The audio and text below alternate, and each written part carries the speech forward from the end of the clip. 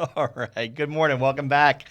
We are here at Product Coffee. It's bright and early. We are not yet drinking beer, but that's coming soon. Can't wait to dive into that. So, this morning we have got a really cool topic on for the first cup, and I want to just kind of give you a little bit of a heads up, and then we'll get into our introductions here. But everyone claims to have taste, but in product, what does that really mean? So, we found this post on X by Sarah Guo. I'm not sure how to pronounce that, and I'm sorry, but it was a great post. And it talks about why taste is more than just good design. It's a relentless pursuit of coherence, clarity, and conviction across every user touch point. And it's more importantly, she claims that taste isn't what slows you down, it's what makes velocity sustainable. So we're going to get into that with our panel here in just a minute and would love your thoughts as well. Kelly's dropping the article into the chat right now. But first of all, let's meet some folks. First of all, sitting right here with me in the studio, this guy makes the impossible really hard. Please welcome John Field. He's the Vice President of Product at Talogy. Thank you. And next up, he's made a career out of teaching people to focus on the problems. Welcome back, Steve Johnson, CEO of Product Growth Leaders. Hey, Steve. This guy's got a framework or a meme for every tech challenge you encounter. Say hello to Nandu Shah, president of the Atlanta CTO Club. Now, I'm going to hold you to that today, Nandu. And most people pick just one hobby. This guy pilots planes, sails boats, rides Italian motorcycles between revolutionizing financial design. Welcome for the first time, Garren DiPasquale. Welcome, Garren. Thanks for having me. All right, so let's get into it. I want to start with you, John. John, you and I remember you and I worked together years ago, and we talked about this trade-off between tasteful, great, or we would talk about delightful experiences at the time and actual functionality, getting things done. What was your take on this article by Sarah? Yeah, I thought it was a great article. Obviously, with her being an investor, this was targeted at founders. And so I think that's the first thing that really stood out to me is taking into account who she's actually writing it for and how she's writing it. I think as we think about taste in product management, and she also sort of drew a number of comparisons to the restaurant industry. The restaurant industry also has a notoriously high failure rate. And so I think that as we think about how to incorporate that as product managers, I think it is a good bit as well about reading the room, is what I would tell you, where if you're working at a fast food restaurant, you can't necessarily transition yourself to a Michelin star chef. You've got to be able to figure out where you are, how you incorporate that greatness into your day-to-day, but at the same time, do it in a way that matches your environment. I like it. So, Steve, you've seen a lot of different environments and a lot of different product teams, and you've seen those that started off strong and fell off, and you've seen the ones that started off with a very little customer focus and leaned really into it. What did you take away from this, and how do you meet the challenge of working with leadership that doesn't necessarily have that customer focus to begin with, that taste focus to begin with, and help move the needle that way if you're an individual contributor?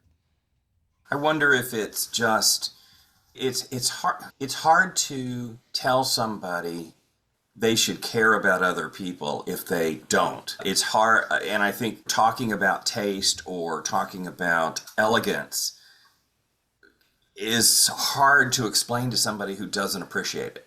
It's the number of people who are still using Windows instead of a Macintosh. When you start using Apple products and see how they work together, you just go, well, gosh, everything works the same. Everything works in concert with one another. They all look the same. And it's not just the way they look, it's the way they act. And some of that is design, of course, but a lot of it really is taste. And if you go way back in history to 1984, when the Mac first came out, it came out with a guide to writing for this sort of an environment, as opposed to, I think so many products I encounter look like they're hacked.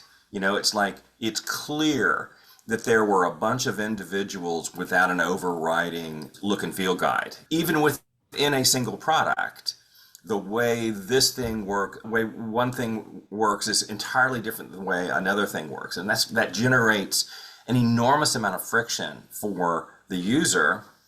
And even though I consider myself a power user of most products, it drives me crazy when I encounter this inconsistency from part to part of a product. And yet, how do you explain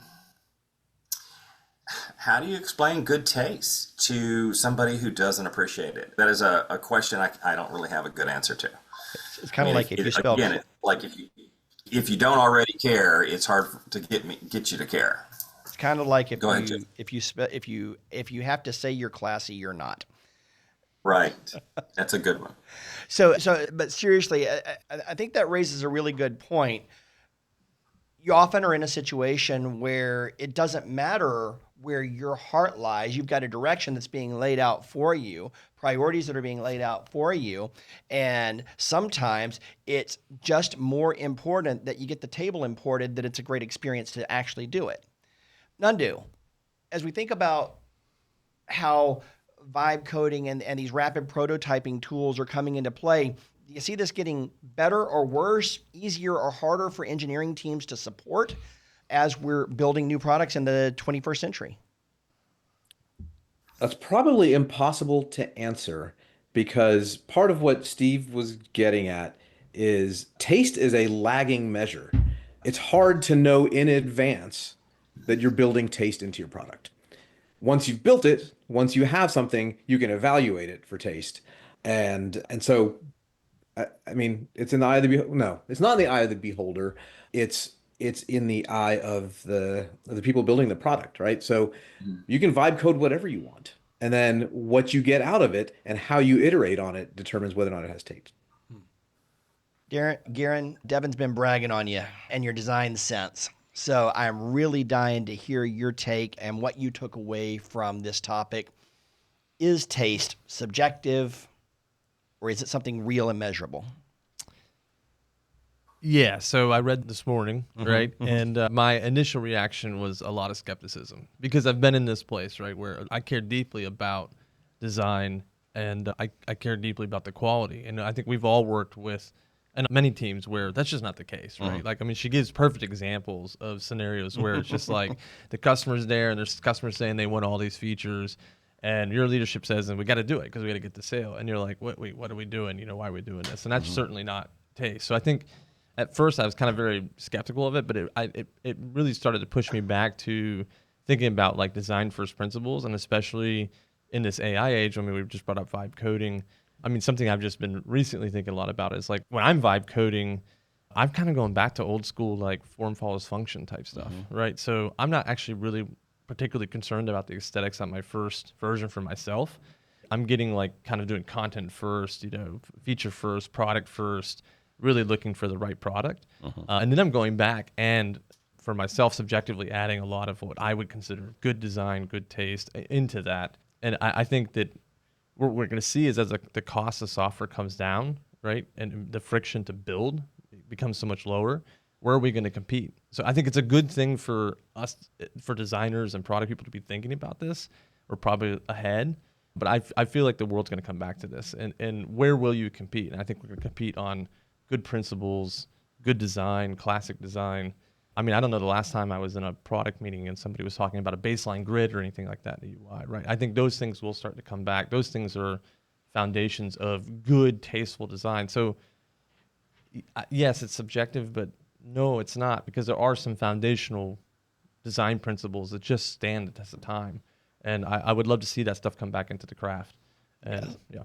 And I hope very quickly. You know, Steve's example with Apple is the perfect example, because it's not only about how one product works or one experience works, it's the entire brand experience is a purely tasteful experience. The only thing that I wonder about is that something that they found later, or is it something they said, no, this is what we're going to do? This is the way we're going to exist. One of my favorite products and one of my favorite new products right now is granola. And I don't know, has everybody on the panel used granola at least once or twice? Okay, now you're going to want to check this out. So it's a note taker, and it transcribes your meeting in real time and then does a really fast summary. That's all it does. It transcribes your meeting. It does not jump into your Zoom and ask permission. It's working with your own hardware. and your ambient noise, and then it transcribes it using generative AI. The transcription itself is actually not super accurate. If you go in and read the transcript, it's not the best transcription that I've seen, but the summaries are phenomenal. And that's what it does. You take note, it's got a notepad, you take your own notes, it amends them with stuff from the meeting and does a great job. The interface is nothing special. It's really simple, easy to get to, but in this case, Taste seems like we're going to do one thing and we're going to do it really, really well. Notion just rolled out a competitive feature. It sucks. It doesn't work. It called me by other names that I am not. It mixed up people's responsibilities. It was, of course, that's a first iteration. That's fine. It'll get better. But Notion is trying to cram as many things as they can into that interface, trying to be all things to all people, and getting more and more complicated. John, you look like you're chomping at the bit. You know, it as you brought that up, it's like, I'm sure that somebody at Notion talked about, look, we're just building the MVP here, right? Let's get the minimum viable product out there. And so I want to sort of throw on the grenade, you know, out there that says, when you're talking about taste versus the minimum viable product, what is the intersection of those two things? Because in order to have that kind of tasteful, amazing experience, you're not thinking minimally. No. You might figure out how to iterate your way there, but even then, I don't think I want to attend a Michelin star restaurant that's on its first iteration. I want them to have their vision to where it is the full vision of what the meal and the experience is, not just the concept of the meal and experience. You don't want to be the first guy that the sushi chef serves blowfish to. Yeah. So on my product teams, I kind of banned the phrase minimum viable product because it had a place and it had a time, and I was shifting everybody to think about minimum desirable product. So we would say MDP. What's our minimum desirable product? Going back to the customer, going back to the user, because minimum viable product's about us. It's about like our company and our silos and our organization and what we can ship and what we can do. And it's not about the customer. It's not customer centered. It's not customer focused. And minimum desirable can still be rough around the edges. You can still be talking about just for early adopters or a small beta group, whatever. But it just changed the mindset of. I mean, I think the Notion thing's a good example, right? Like, I use it in Notion because I'm their like early adopter. I'll use anything that they give me, and I'll be like, oh, this is But yes, in comparison to a lot of the other tools, it's not there. And the fact that they rolled out wide is quite interesting. Yeah, it's like it'd be one thing if they maybe said, okay, let's go with some people that we know are kind of early adopters of Notion. They're going to put up with a lot. Yeah. They'll give us feedback. They want us to succeed. They like our product, versus like, oh, here you go, everybody. We have the same thing. That's not the same thing. And furthermore, to even try it, they started pitching it to me, but you got to upgrade to the business license in order to use it. So I upgraded to the business license, had this really crappy experience, and now I'm downgrading back again. Yeah. And they don't get another chance at that for a really long time. Exactly. Yeah. Yep. Because I burned my free trial on a product that was really disappointing. Yep. So that's a great point. That was pretty tasteless, I think. See what I did there? There we go. All right. So, hey, look, if you're sitting in the audience, this is not a one-way conversation. This is a community meetup. This is a virtual meetup. We want lots of you to jump in and give your opinion and thoughts both on this topic as well as just telling us what has your attention these days. But I see Steve's got his hands up, so we're not done with this yet. Go back to Steve. Well, I just wanted to kind of amplify where we just were about, MVP.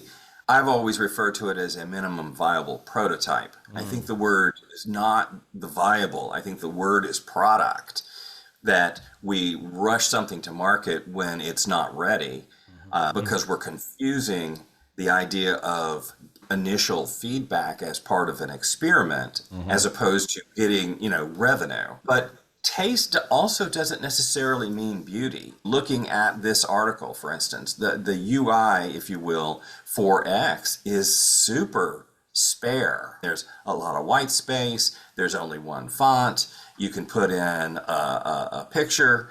There's not much on here, but that elegance translates to a better experience than, say, Reddit, which is a confusing cacophony of whatever.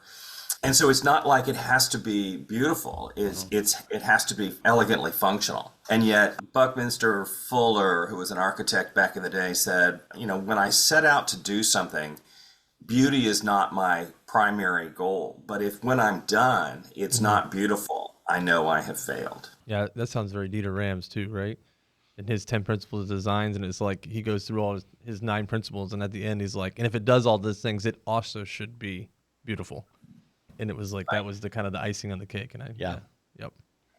So with the premise of the article being taste is necessary and critical, but not the only factor. One of my favorite quotes from the article is Workday actively makes users weep, yet they're doing okay. And I know we got some folks on Workday in the audience. I'm sorry, your baby's ugly. But you're doing all right anyway. So, but still, this great start to the discussion. Today, we are hitting it early with the beer.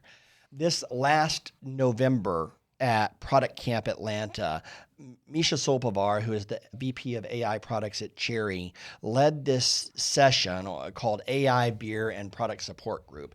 And it's a product management therapy session that I think Misha led.